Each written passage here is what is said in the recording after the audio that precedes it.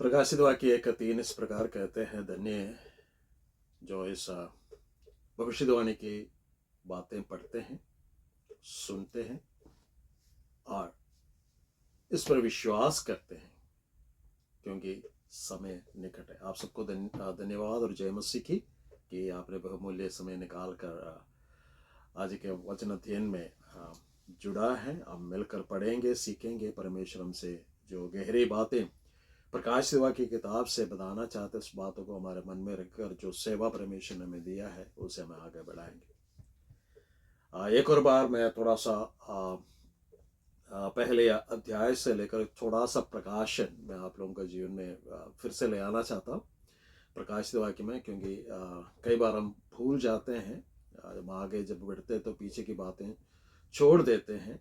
ये हमारा स्वभाव है, हमारा आदत है।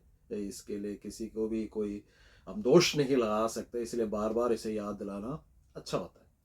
सो हमने देखा कि प्रभु यीशु मसीह का प्रकाशन पाते हैं यूहन्ना, और पहला अध्याय में महिमा युक्त जीवित प्रभु यीशु मसीह का प्रकाशन यूहन्ना पहला अध्याय में पाते हैं। प्रकाश वाक्य के दूसरे और तीसरे अध्याय में यूहन्ना कलीसिया का विभिन्न स्तर को देखते हैं या उसका प्रकाशन पाता है। चौथा और पांचवी अध्याय में यूहन्ना परमेश्वर की और उसके मेमने की आराधना कलीसिया को किस प्रकार करनी चाहिए या आने वाले दिनों में किस प्रकार करने वाला है ना, कलीसिया को उठा लिया जाने के बाद उसके विषय में वो प्रकाशन पाते हैं। 6 अध्याय से लेकर 18 अध्याय तक क्लेश और महाक्लेश का प्रकाशन यूहन्ना पाता है। और आज हमें 15 अध्याय में 19 अध्याय में प्रभु यीशु मसीह का दूसरे आगमन, मेमने का विवाह और 1000 साल का शासन, मसीह का शासन के विषय में देखते हैं। 20 अध्याय में वो प्रकाशन पाते हैं अंतिम न्याय के विषय में, जिसका नाम जीवितों के किताब में नहीं है, उन्हें उस आग के झील में डाल दिया गया। 21 और 22 अध्याय में नए यरूशलेम, नया आकाश और अनंत काल का उस जीवन का प्रकाशन यूहन्ना पाते हैं। आज है हम 15 अध्याय में। 15 अध्याय में हमने पहले आयत में इस प्रकार पढ़ा है कि फिर मैंने स्वर्ग में एक बड़ा और अद्भुत चिन्ह देखा, अर्थात 7 स्वर्गदूत जिनके पास 7 पिछली विपत्तियां थी, क्योंकि उनके हो जाने पर परमेश्वर का प्रकोप का अंत है। पीछे हमने क्या देखा? 6 अध्याय से लेकर अगर हम 18 अध्याय तक पढ़े, उसको 3 हिस्सों में बांट सकते हैं। पहला हिस्सा है परमेश्वर का प्रकोप का 7 मोहर, है ना। दूसरा है परमेश्वर का प्रकोप का 7 तुरहियां। आज से हम सीखने जा रहे हैं कि परमेश्वर का प्रकोप के 7 कटोरे, ठीक है। और जब हम इस 15 आयत में आते हैं, 15 आयत में अध्याय में सिर्फ 8 आयतें हैं। इस 8 आयतों में 7 बार 7 गिनती 7 का या 7 शब्द का प्रयोग किया गया 8 आयतों। और उसका कारण क्या है? वहां पर जो पहला आयत हमने पढ़ा है उसमें लिखा है कि परमेश्वर का प्रकोप का अंत है, इसका हो जाने पर। अर्थात ये 7 वहां पर जो बार बार इस्तेमाल किया गया इस बात को दर्शाता है कि द कंप्लीशन, है ना, पूर्ण हो जाना। परमेश्वर का क्या कहते हैं कि प्रकोप, लोगों के ऊपर जो प्रकोप है उसको पूरा हो जाने पर। इस शब्द यहां पर प्रकोप का अंत है, अंत शब्द जो इस्तेमाल किया गया, वो शब्द यूहन्ना रसूल समाचार 19 अध्याय में जहां पर प्रभु यीशु मसीह के क्रूशीकरण का साथ जब क्रूश पर वो लटके थे, तब उन्होंने जो 7 कथन कहे, उनमें से कथन है पूरा हो गया, है ना, टटलस्टाय। एक सैनिक मिशन पर सेना निकल जाते हैं, जब वो मिशन पूरा हो जाते हैं, तब उस मिशन को पूरा हो गया करके जो शब्द इस्तेमाल करते थे यूनानी शब्द में, उस शब्द का इस्तेमाल यूहन्ना 19 में किया गया। ठीक वैसे ही उसी शब्द का इस्तेमाल यहां पर पहले आयत में किया जाता है, यानी इसका बाद परमेश्वर का कोई प्रकोप नहीं आने वाले है, क्योंकि उसे प्रकोप का साथ सब कुछ खत्म हो जाना है। उसका बाद प्रवेश मसीह का 1000 साल होना है। फिर परमेश्वर ने प्रकोप नहीं करना है, बल्कि परमेश्वर ने क्या करना है, सीधे पकड़ के आग के झील में डाल देना है। ठीक है। सो हमने वचन जो पढ़ा, फिर मैंने स्वर्ग में एक बड़ा और अद्भुत चिन्ह देखा। अद्भुत चिन्ह, 2-3 बातें हैं इस पहले आयत में। सो अद्भुत चिन्ह, उसके लिए यूनानी भाषा में सेमियोन शब्द इस्तेमाल किया गया, जिसका अर्थ है ए डिस्टिंग्विश मार्क, अर्थात एक विशेष चिन्ह। दूसरा है अद्भुत कार्य, मिरेकल्स। तीसरा है साइन, और चौथा है साइंस। सो ये शब्द जब हम प्रकाशित वाक्य की किताब के अंदर पढ़ेंगे, इस शब्द को अलग अलग जगह पर अलग अलग रीति से इस्तेमाल किया गया। सो जैसे कि मैंने बोला कि डिस्टिंग्विश मार्क, विशेष चिन्ह, उसके लिए एक बार इस्तेमाल किया गया, और 2 बार अद्भुत के लिए इस्तेमाल किया गया, 35 बार इसे साइन के लिए इस्तेमाल किया, साइंस के लिए इसे 39 बार इस्तेमाल किया गया। और ये जो अद्भुत चिन्ह देखा ना, यहां पर आपने पढ़ा बड़ा और अद्भुत चिन्ह देखा, ये जो शब्द है प्रकाशित वाक्य के अंदर हमारे भाषा में, हिंदी में 7 बार हमें देखने को मिलता है। जैसे कि 12 के 1 में, 12 का 3 में, फिर 13 का 13 में, 13 का 14 में, फिर 15 के 1 में, 16 का 14 में, और 19 के 20 में इस शब्द को हमें प्रकाशित वाक्य किताब के अंदर जैसे कि एक अद्भुत चिन्ह देखा। ठीक है, ये देखने को मिलता है। और अभी तक अगर हम देखा जाए तो ये यूहन्ना के द्वारा देखा गया तीसरा अद्भुत चिन्ह है। पहला अद्भुत चिन्ह हम देखते हैं 12 के 1 में, 12 का 3 में, फिर आते हैं ये 15 का 1 में बड़ा अद्भुत चिन्ह देखा। वो अद्भुत चिन्ह है परमेश्वर का प्रकोप। ठीक है।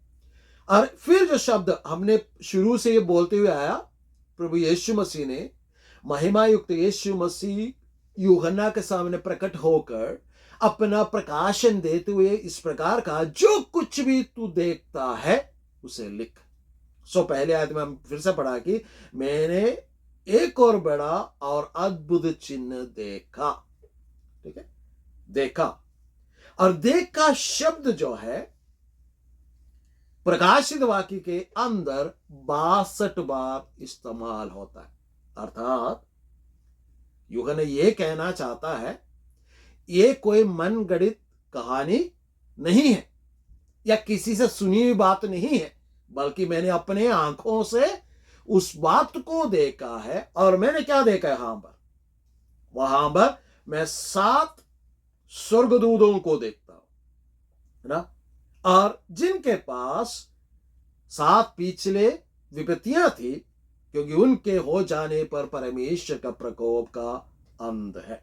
दूसरी आयत, और मैंने आग से मिले हुए कांच का सा एक समुद्र देखा, और जो उस पशु पर और उसकी मूरत पर और उसके नाम के अंक पर जयवंत हुए थे, उन्हें उस कांच के समुद्र के निकट परमेश्वर के वीणाओं को लिए हुए खड़े देखा।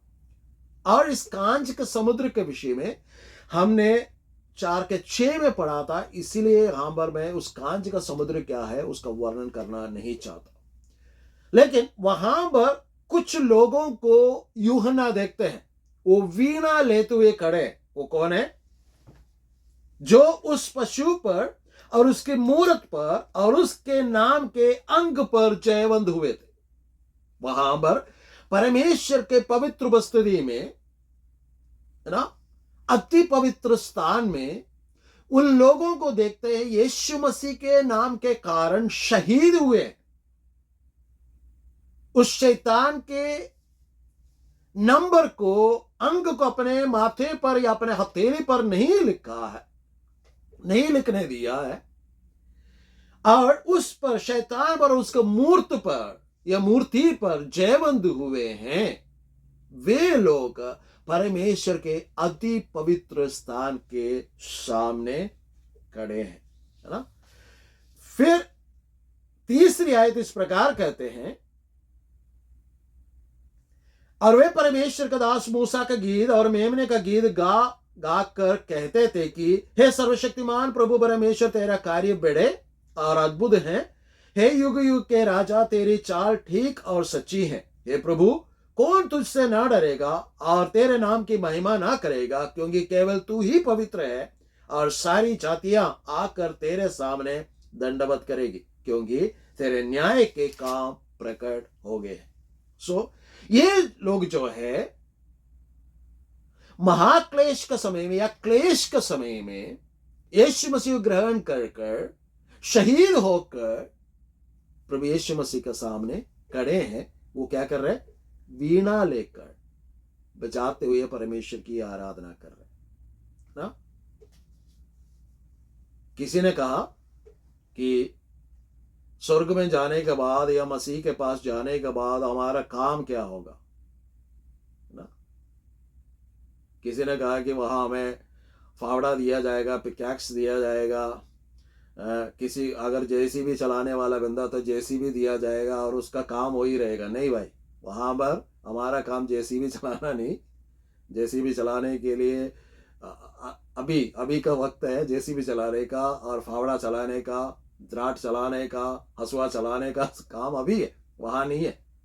ठीक है, वहां हमारा काम है कि वीणा बजाते हुए परमेश्वर की आराधना करना, है ना। यूहन्ना 4 में कहते हैं कि परमेश्वर सच्चे आराधकों को ढूंढता है। प्रकाश के 4 और 5 में देखते हैं कि 24 प्राचीन लोग अपने अपने मुकुटों को नीचे फेंकते हुए परमेश्वर के दंडवत करते हुए आराधना करते हैं। सो हमारा काम है वहां पर आराधना करना। ठीक है, और आराधना करने का तरीका या किस प्रकार आराधना करते हैं उसके विषय में यहां पर कहा गया कि उन्होंने सबसे पहले मूसा का गाना गाया, है ना। वे परमेश्वर का दास मूसा का गीत गाया। क्या है मूसा का गीत? मूसा के गीत हम निर्गमन की किताब 15 अध्याय और व्यवस्था विवरण का किताब उसका 32 अध्याय में देखते हैं, जहां पर मूसा ये गीत गाकर परमेश्वर का धन्यवाद करते हैं कि परमेश्वर का सुरक्षा और परमेश्वर का प्रावधान के लिए आभार व्यक्त करते हैं।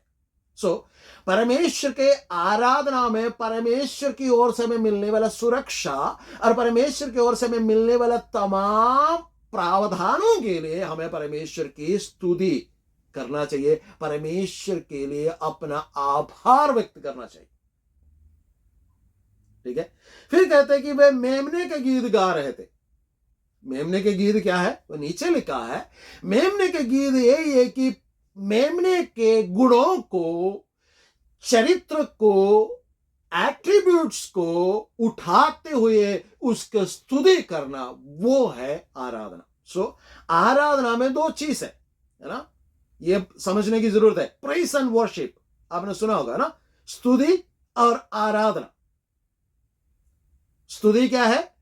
स्तुति यही है कि आपके जीवन में परमेश्वर ने जो कुछ भी किया है, जो सुरक्षा दिया है, जो प्रावधान दिया है, उन बातों को याद करते हुए आभार व्यक्त करना। आराधना क्या है? वर्शिप। जिसकी आराधना, उपासना हम करते हैं वो क्या है, वो समझते हुए, हम कुछ भी नहीं है करके जानते हुए उनके उस वर्दिनस के लिए हमसे जो हो सकते हैं उनका वर्दिनस को बोलकर उनका समक्ष में उसको ऊंचे उठाने को, उसका जय जयकार करने को, उसके नारे लगाने को आराधना कहते हैं। सो सवाल ये है कि हमारे कलीसिया में या हमारे व्यक्तिगत जीवन में क्या हम स्तुति और आराधना करते हैं?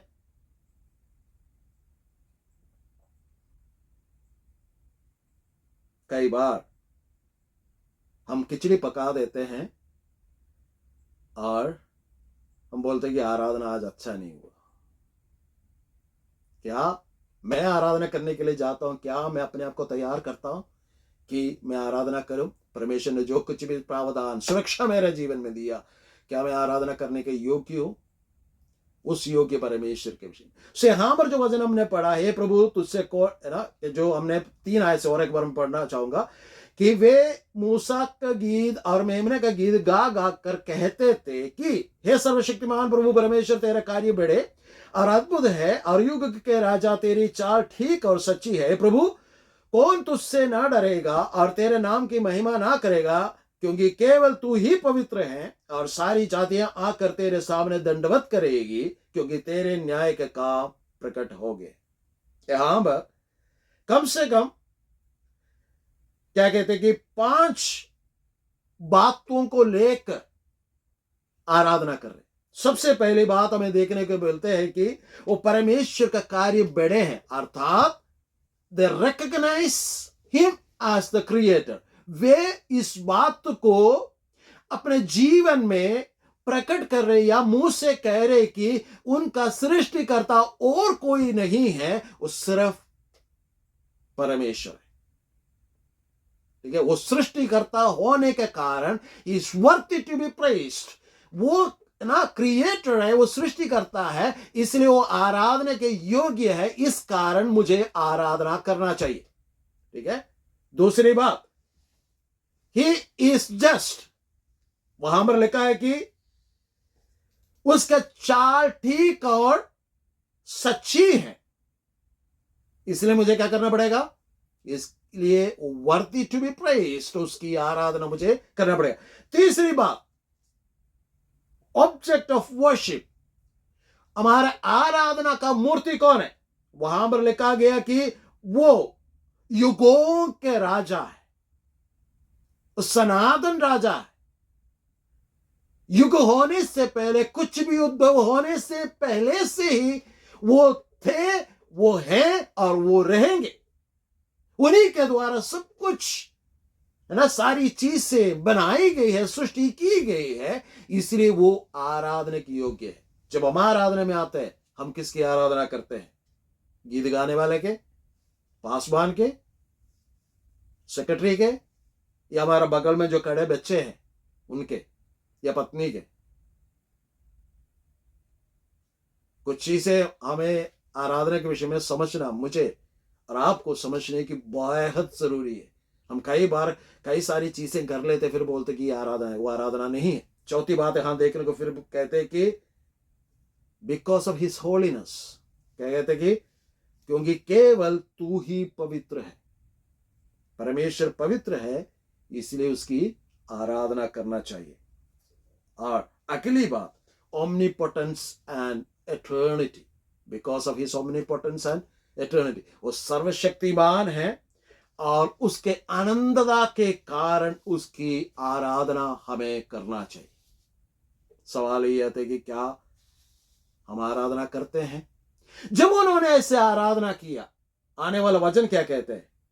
और इसके बाद मैंने देखा कि स्वर्ग के साक्षी के तंबू का मंदिर खोला गया और वे 7 स्वर्गदूत जिनके पास 7 विभूतियां थे, शुद्ध और चमकती हुई मणि पहने हुए, छाती पर सुनहले पटके बंधे हुए मंदिर से निकले। और उन 4 प्राणियों में से एक ने उन स्वर्गदूतों को परमेश्वर का जो युगानुग जीवदा है, प्रकोप से भरे हुए 7 सोने के कटोरे दिए, और परमेश्वर का महिमा और उसके सामर्थ्य के कारण मंदिर धुएं से भर गया।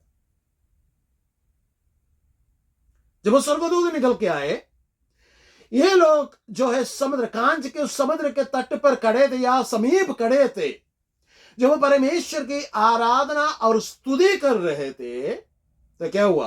परमेश्वर का मंदिर धुआं से भर गए। ये धुआं क्या है? द शेकेना ग्लोरी, है ना। जब मिलाप वाला तंबू बनाया, जब परमेश्वर के सामने बलि चढ़ा रहे थे, वचन में इस प्रकार लिखा गया कि परमेश्वर का शेकेना, परमेश्वर का ग्लोरी, परमेश्वर का महिमा उत्तर कराया, परमेश्वर को उपस्थिति उत्तर कराया। कोई भी मिलाप वाला तंबू में खड़ा नहीं हो सका। ठीक है, जब हम आराधना करते हैं हमारे जीवनों में परमेश्वर को शक्यना उत्तर कराना चाहिए, नहीं तो आराधना पूर्ण नहीं होता है ना। परमेश्वर हाबेल और उसका बेली में प्रसन्न हुआ। जब मैं और आप आराधना करने जाते तो हमारा भी आराधना में परमेश्वर प्रकट होना है, वो महिमा प्रकट होना चाहिए। और धुएं से भर गया और कहते हैं कि उन सातों स्वर्गदूतों की सातों विभूतियां समाप्त हुई, तब तब तक कोई मंदिर में जा नहीं सका। जब तक वो सातवीं विभूति पूरा नहीं हुआ तब तक और कोई भी मंदिर में जा नहीं सका। अर्थात इस दुनिया से, इस संसार में से कोई भी प्रभु यीशु मसीह की आराधना करने का योग्य नहीं ठहरा है। सो ये है 5वां अध्याय। 6वां अध्याय में जब हम जाते हैं, 16वां अध्याय में, 15 अध्याय यहां पर खत्म होता है। 16 अध्याय में जब हम जाते हैं, 16 अध्याय में उन सातों कटोरों का विषय में विवरण दिया गया है। पहले आते इस प्रकार कहते हैं, फिर मैंने मंदिर में किसी को ऊंचे शब्द से उन सातों स्वर्गदूतों से यह कहते हुए सुना कि जाओ, परमेश्वर के प्रकोप के सातों कटोरे को पृथ्वी पर उंडेल दो। पहले ने जाकर अपना कटोरा पृथ्वी पर उंडेल दिया और उन मनुष्यों के जिन पर पशु की छाप थी और जो उसकी मूर्त की पूजा करते थे, एक प्रकार का बुरा और दुखदायी फोड़ा निकल आया। सबसे पहला, आखिरी 7 विपत्तियों में सबसे पहला विपत्ति यह है कि उनके शरीर में बुरा और दुखदायी फोड़ा निकल आया ना। 10 विपत्तियां जब परमेश्वर ने मूसा के द्वारा इजिप्ट में, मिस्र में भेजा था, उनमें से एक विपत्ति है। ये विपत्ति दोबारा होने वाला है इस धरती पर। किसके ऊपर? जो उस, क्या कहते हैं, वहां पर लिखा है, पशु के मोहर जिसने लिया। पशु का मोहर कौन लेगा? हर किसी को लेना पड़ेगा। बिना मोहर के ना तो आप बेच सकते हैं, ना तो ले सकते हैं, ना तो आप चल सकते हैं, ना तो किसी जगह से किसी दूसरे जगह पर आप जा सकते हैं। बिना मोहर का कोई काम नहीं चलेगा। जो प्रभु यीशु मसीह को मानेगा उन दिनों में वो मोहर नहीं लेगा, वो शहीद हो जाएगा। लेकिन 1,44,000 लोगों को परमेश्वर सुसमाचार प्रचारकों को संभाल कर रखेंगे ताकि वो जगह जगह में जाकर प्रभु यीशु मसीह का सुसमाचार सुनाए।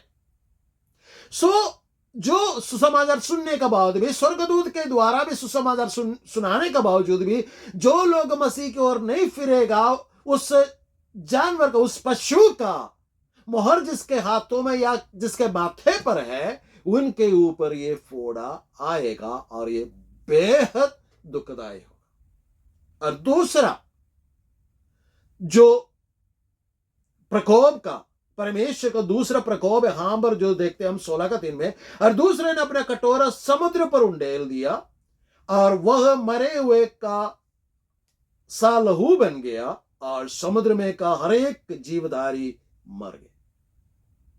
जब दूसरा कटोरा उंडेलते हैं, हम देखते हैं कि पहले भी हो चुका है, 1/3 समुद्र लहू बन गया था, है ना, हमने देखा था। और यहां पर क्या होता है कि पूरे के पूरे समुद्र लहू बन गया। कैसा लहू? मरा हुआ एक व्यक्ति का लहू। मरा हुआ एक व्यक्ति का लहू से कितना बदबू आते हैं आपको पता होगा। और वैसा बन गया। उतना ही नहीं, जितने भी जीव जंतु उस समुद्र के अंदर थे वो सारे मरकर, और उनका भी लहू निकल के आया, बहुत बदबूदार बन गया। आपको पता है, अगर भौगोलिक शास्त्र आप जानते हैं, ज्योग्राफी आप पढ़े हैं, तो आपको पता है कि हमारे इस धरती पर 70% क्या है? समुद्र है। 70% समुद्र है, या 70% जो है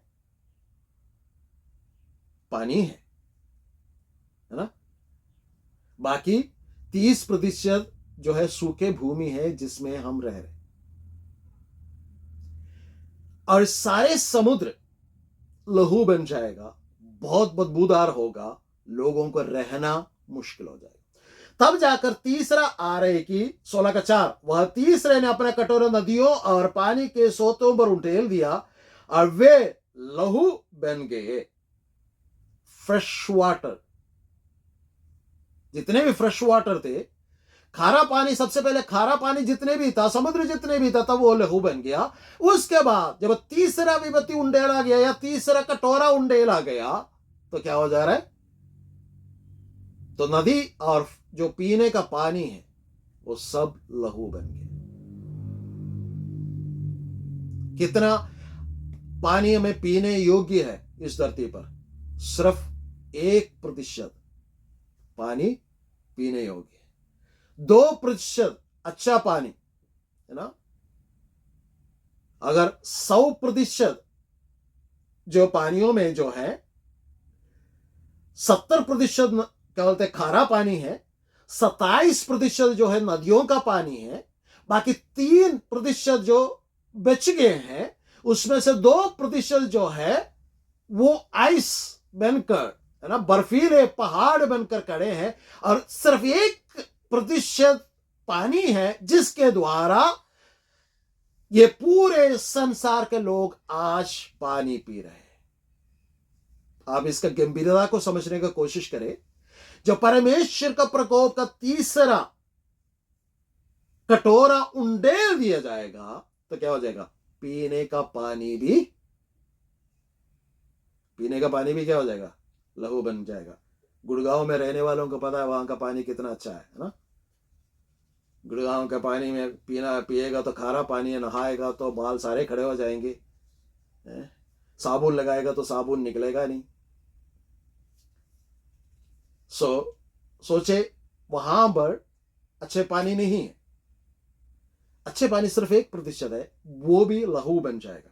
और वहां पर एक बात हो रही है कि 5, 6 और 7 आयत में इस प्रकार कहते हैं, और मैंने पानी के स्वर्गदूत को ये कहते हुए सुना कि हे पवित्र जो है और जो था, तू न्यायी है और तूने यह न्याय किया, क्योंकि उन्होंने पवित्र लोगों और भविष्यद्वक्ताओं का लहू बहा दिया था, और तूने उन्हें लहू पिलाया क्योंकि वे इसी के योग्य है। फिर मैंने वेदी से ये शब्द सुना कि हाँ, हे सर्वशक्तिमान प्रभु परमेश्वर, तेरे निर्णय ठीक और सच्चे हैं। परमेश्वर ने समुद्र के पानी, फ्रेश वाटर क्यों लहू बनाया? क्योंकि परमेश्वर के पवित्र वचन में लिखा है कि परमेश्वर पलटा लेने के लिए आने वाला परमेश्वर है। अपने लोगों के विरोध में जितने भी लोगों ने उनका लहू बहाया, उन्हें मरवा डाला, उनका पलटा देने के लिए परमेश्वर ने अपने प्रकोप का वहां पर उंडेला और लोगों को लहू पीना पड़ा। और मत्ती रचित सुसमाचार जब हम 24 अध्याय पढ़ते हैं और उसके 21 और 22 में इस प्रकार कहते हैं, और प्रार्थना करो कि तुम्हें जाड़े में या शब्द के दिन भागना ना पड़े, क्योंकि उस समय ऐसा भारी क्लेश होगा जैसे जगत के आरंभ से ना अब तक हुआ और ना कभी होगा। ये समय जो है, ये 7 कटोरे का समय जो है, लास्ट 7 विपत्तियां जो है, बहुत ही भारी भारी होगा। सोचिए, शरीर में पूरा दुखदाई फोड़े, समुद्र में से बदबू आ रहे, पीने के लिए पानी नहीं। लोगों को क्या करना चाहिए? लोगों को परमेश्वर की ओर दुहाई देना चाहिए। लेकिन जब नीचे को जब हम पढ़ते हैं, लोग दुहाई नहीं दे रहे, बल्कि परमेश्वर के नाम की निंदा करने पर लग जाते हैं। आज हमारे पास 2 बातें हैं सीखने के लिए। एक, यीशु मसीह अपने कलीसिया से स्तुति और आराधना चाहते हैं। स्तुति इसलिए कि परमेश्वर का सुरक्षा और परमेश्वर का प्रावधान के लिए उनका धन्यवाद देना। दूसरी बात है कि it's worthy to be praised, इसलिए मुझको और आपको उनकी आराधना करना चाहिए प्रभु की। तीसरी बात, यह भयानक दिन में कभी ना पड़े, भयानक दिन में ना पड़ने से पहले बच निकले, ना केवल बच निकले बल्कि दूसरों को भी बचाने का प्रयास करो। आज हम जिस सताव में, जिस परेशानी से होकर गुजर रहे, ये और भी इंटेंस होते जाएगा, और भी इंटेंस होते जाएगा।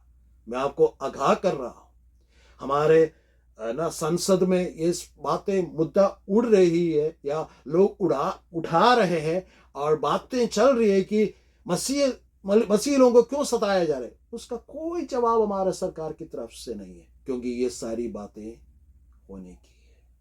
और भी इंटेंस होगा। परमेश्वर का पवित्र वचन में लिखा है कि जो अंत तक धीरज धरेगा वो बचाया जाएगा। मेरे और आपका जीवन प्रभु ने हमें उद्धार दिलाया, हम क्या कर रहे हैं? क्या इस उद्धार को बहुमूल्य समझ रहे या इसे एक खेल समझ रहे? क्या हम आराधना को बहुमूल्य समझते हैं या इसे टाइम पास समझते हैं? यदि ऐसा है तो हमें वापस आकर जो उद्देश्य से परमेश्वर ने मुझको और आपको बुलाया, उस उद्देश्य को पूरा करें।